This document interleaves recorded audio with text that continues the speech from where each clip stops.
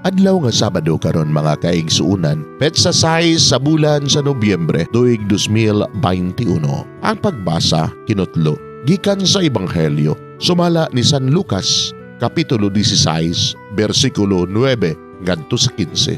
Og si Jesus mipadayon sa pag-ingon, busa sultihan ko kamo. Pagbaton kamog mga higala, pinaagi sa mga bahandi niining kalibutana. Aron inig kahurot na niini, dawaton kamo didto sa walay katapusang puloy-anan. Kinsa kadtong kasaligan sa gagmayng butang, kasaligan usab sa dagko. O kinsa kadtong limbungan sa gamayng mga butang, limbungan usab sa dagko. Busa, kun kamo dili kasaligan sa inyong paggamit sa bahandi nining kalibutana, kinsay mo piyal kaninyo sa tinuod nga bahandi. Ug kun dili kamo kasaligan sa mga butang sa uban, kinsay mo hatag kaninyo sa mga butang nga inyo.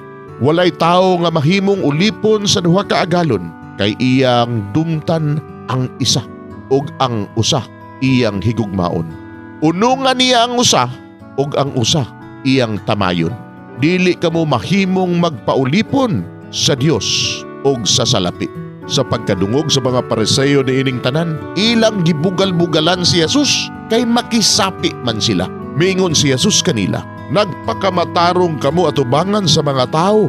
Apanasayod ang Dios sa inyong mga kasing-kasing, kay ang giisip sa mga tao nga bililhon kaayo, walay bili sa atubangan sa Dios.